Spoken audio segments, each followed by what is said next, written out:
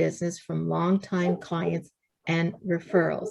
So both Scott and Alenoush pretty much parallel their business with residential and commercial. Cynthia, I believe, focuses more on the bulk sales and commercial business transactions.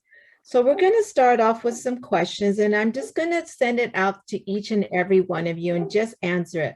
So let's start off with Scott. What are the benefits of opening a pre-escrow? So when we talk about doing a pre-escrow, it's basically once an agent gets a listing, we get started at that point in time on certain things that we can proactively gather to both help with getting different reports that are needed, whether it be a prelim or an NHD or any certain city reports, all on file, so that when the escrow does open, that we're able to have those available quicker.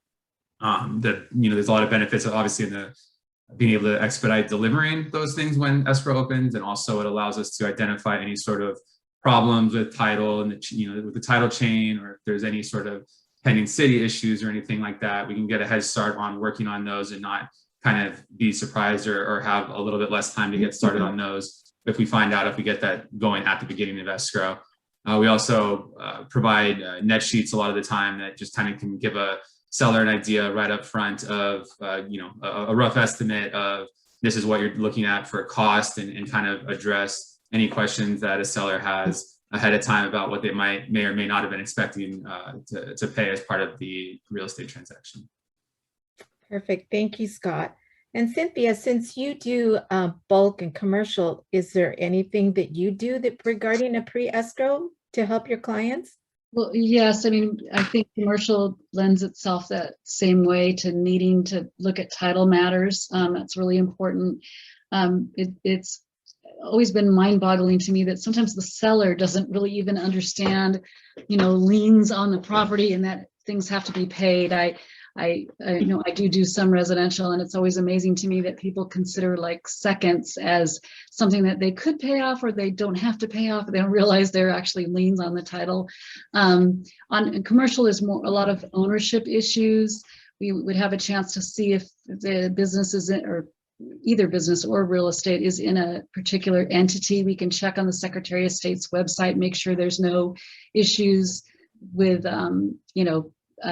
the status of the corporation or LLC, and we can gather a lot of the documents that we need so that when you do open escrow, you can have the buyer provided with all of the disclosures that come from escrow right away. So that helps get those contingency timeframes eliminated. So, thank you, Cynthia.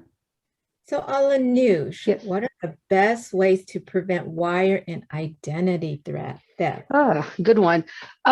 So for wire theft, I would say the best, what we do is we make sure we talk to all buyers and sellers, buyer before they wire. We go over our wire instructions, go over the account information, let them know that they could possibly, like how they could get hacked and what to look for. So if they do get an email like stating to send their wire somewhere else, just kind of give them a heads up of what could happen and what not to do and what to do with the wires. And then for the sellers, we actually make sure we have our wire instructions notarized by them.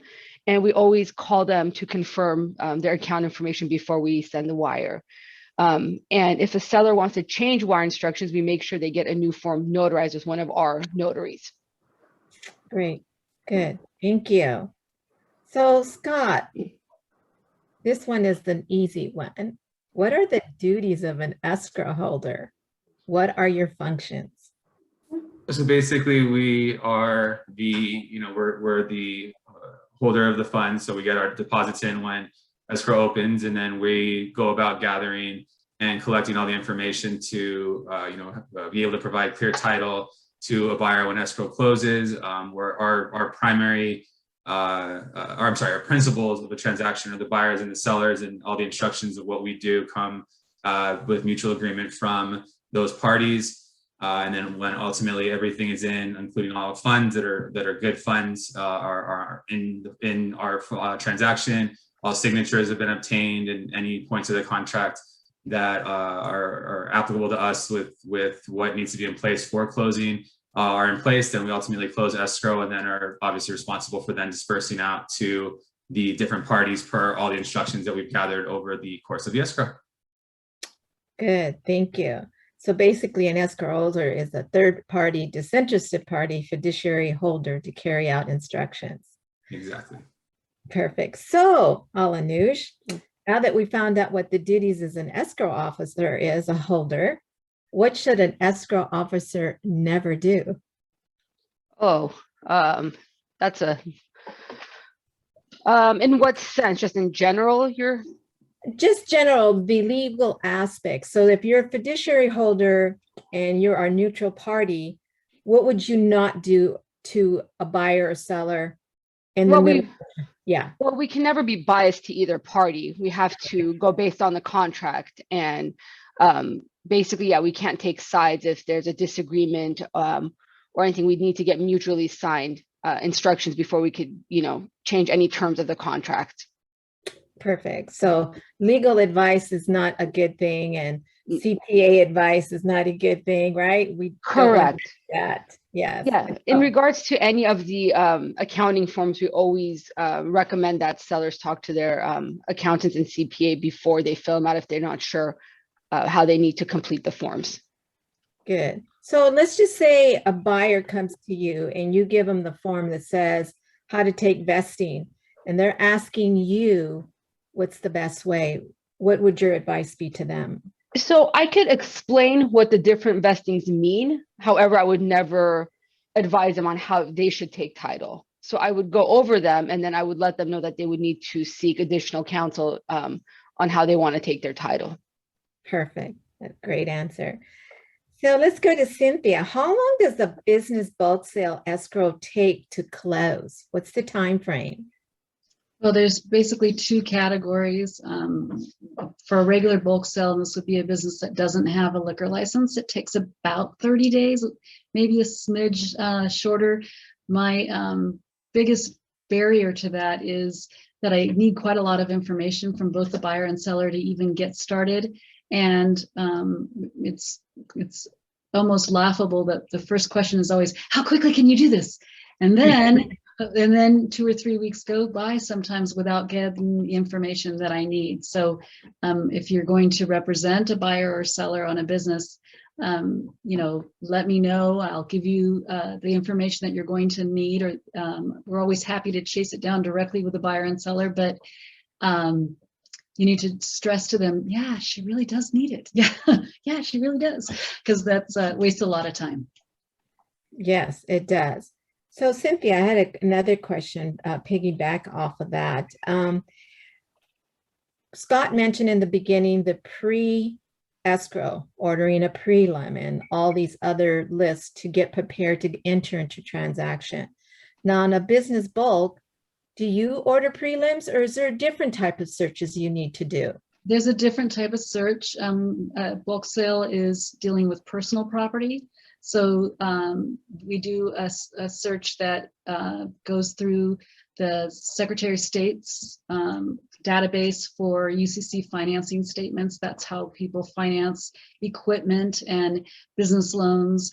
There also might be tax liens and even judgments on that level. We also do the same kind of search on the county level. It's similar to when on a real estate transaction, you might have a prelim that has an IRS lien on it, for instance. The IRS lien is not against the house, although it affects the house, it's actually against the party. So we do that level of search on the county level as well.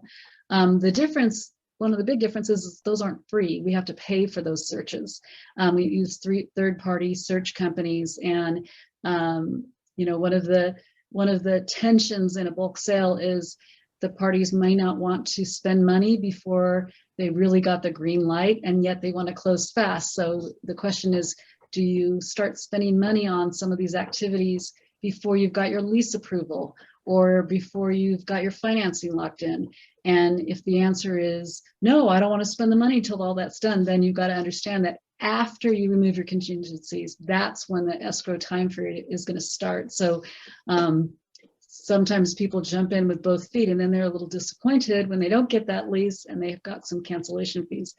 I do, many different types of escrows, but on my bulk sales, there's almost always out of pocket and cancellation fees. So I encourage clients, when it's practical, to explore their contingencies and remove those in a reasonable amount of time before we get started.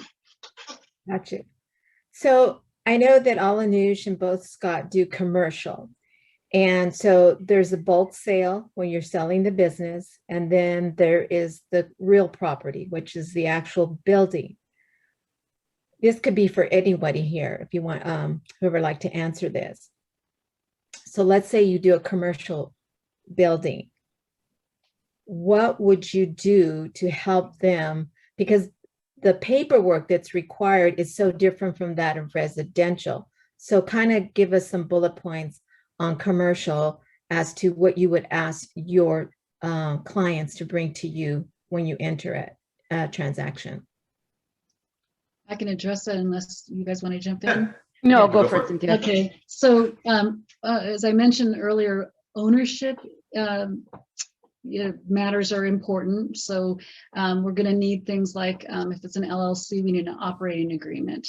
Again, we need to check on the Secretary of State website, make sure they're in good standing. Sometimes people fail to file tax returns, fail to file something called a SI, a Statement of Information on with the Secretary of State, and they get where they're not in good standing, and then they literally can't really legally even sign a document. So, that's really important. If there's either a commercial building that has tenants or larger apartment building, more than 4 units, then there's going to be different kinds of financing. We need rent rolls. We need to find out, how much rents and deposits are. Sometimes there's estoppel certificates where the tenants are asked, okay, the landlord says this is what you pay every month. What do you pay every month? So there's that kind of thing. One of the big things in commercial property is the environmental issues. So there's a phase 1 report that gets done. You can't really get financing without doing that. And if there's something in the public record that smacks of possible, contamination, then you get going on to a phase 2, and that can take a long time, and there's money involved.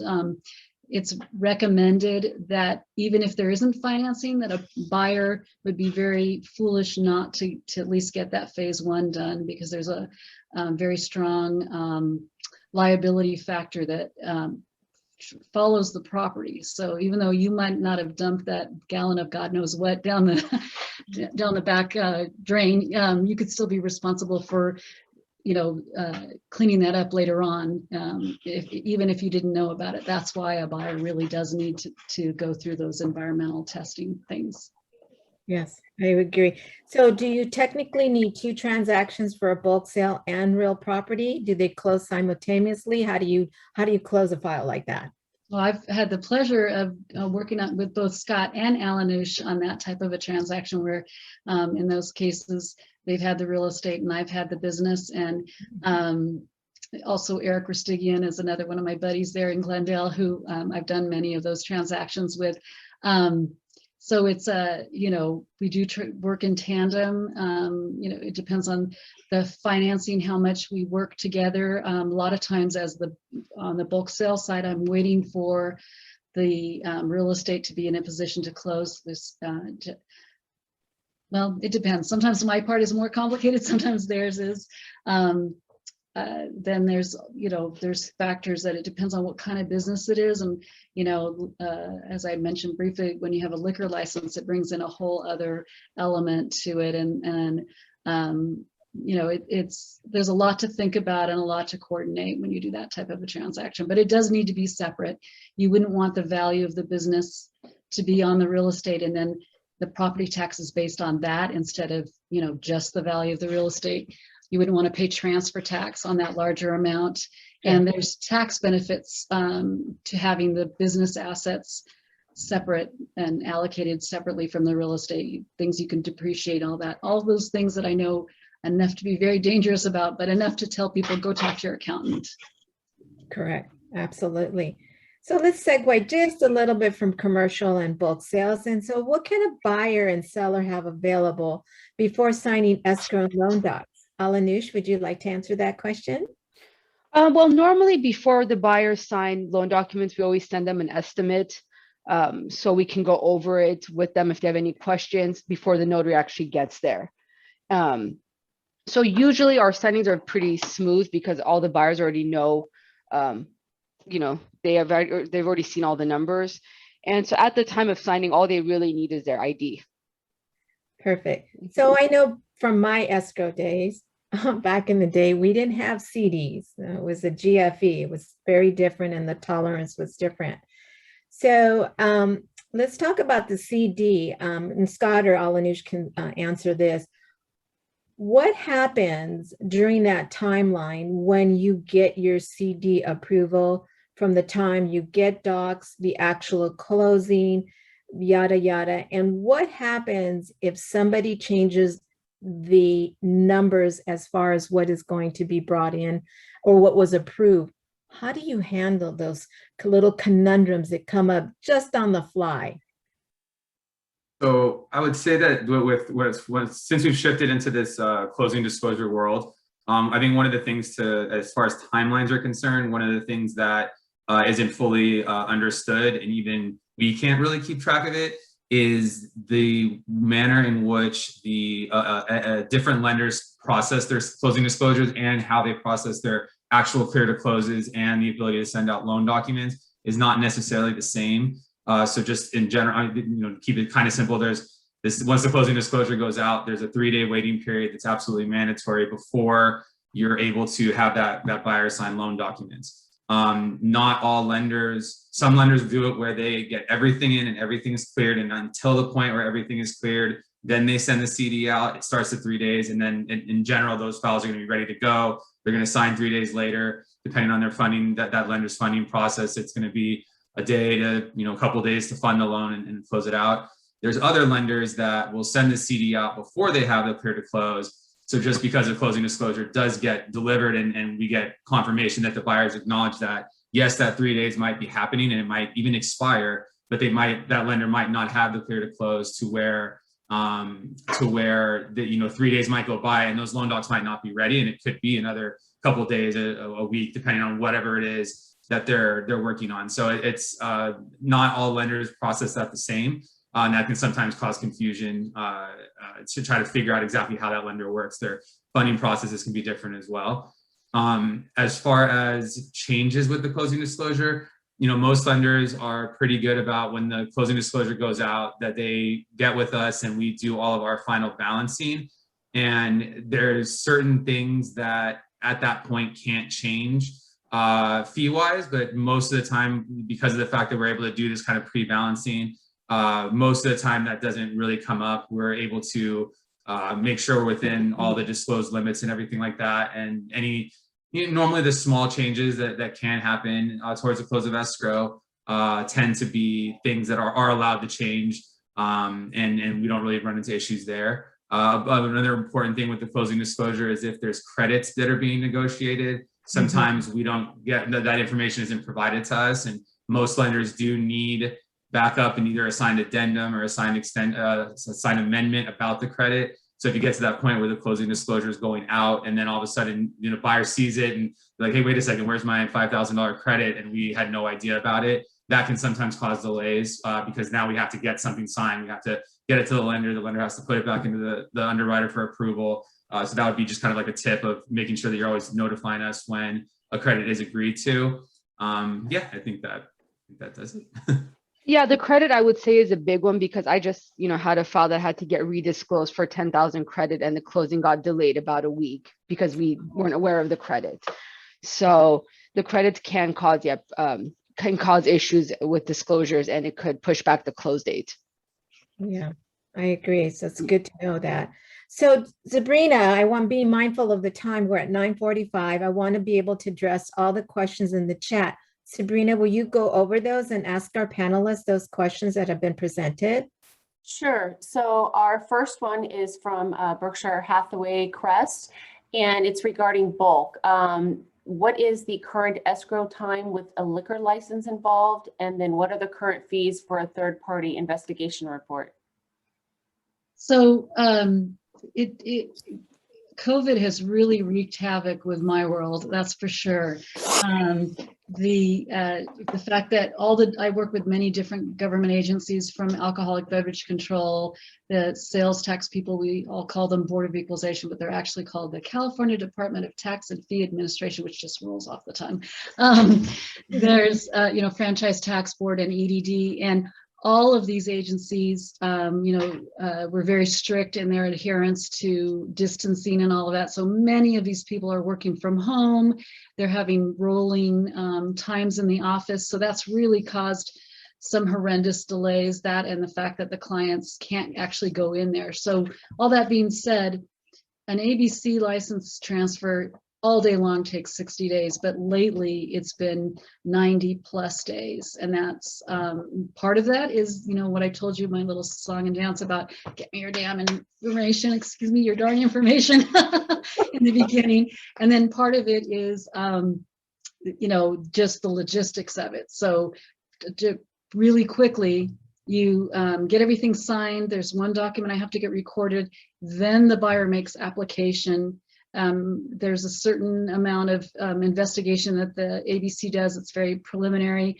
Then there's a posting. You guys have all seen that in the windows of restaurants and mini markets or whatever. There's a big thing in the sign that says that the business is being sold. That has to be there for 30 days. At the end of the 30 days, then there's the final process where the file gets reviewed at the local level of ABC and then sent up to Sacramento for transfer. And what's changed is that the buyers used to go into the office of ABC to present the paperwork. Now they have to, in many cases, mail it in. So then you're just waiting for someone to touch it. And then that period of time from the end of the posting period to when it actually gets kicked up to Sacramento to transfer, that's become very much unpredictable. 3-4 weeks plus, just spinning in Van Nuys or wherever it is, depending on what the location of the business is. So that's really 60 days is almost a miracle right now. Wow. Any other questions in the chat, Sabrina? Yes, we have two more. Thank you, Cynthia, for that answer. The other one is from Vahe, and he says, how do they do with wholesale multiple single properties? Are you referring to like the same house being sold back to like twice as a? No. Like Can I say something? Yes. What I'm referring is that if a real estate company does a wholesale, like with a couple of investors, that they buying it like 10 or 15 or 20 properties at the same time. I haven't seen that since the market changed in terms of, that's generally an REO kind of thing. You might have an REO lender who sells a wholesale group of properties to a single investor. I don't think there's much of that going on right now. I don't know what other circumstance that would be. I don't know, Scott, what do you think?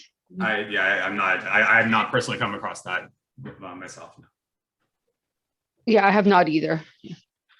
Okay. Okay. All right. Thank you. Hopefully that answers your question, Vahe. Okay. And then our last question from Juanita, do escrow companies train escrow officers on the job, or is there CAR training certification to become an escrow officer? So there's three different types of escrow companies. So we just changed the name of who oversees this. Used to be the Department of Business Oversight, but I think it's the Department of Financial. They changed the name recently. And then there's also escrow companies that are under a DRE license, and then there's also escrow companies that are under a title insurance license. So I'm not sure about those, how the training would work there. For us in the independent escrow world, a lot of us got in we started as receptionists and file room people and things like that. And we learned on the job very much so from, other assistants and worked our way up.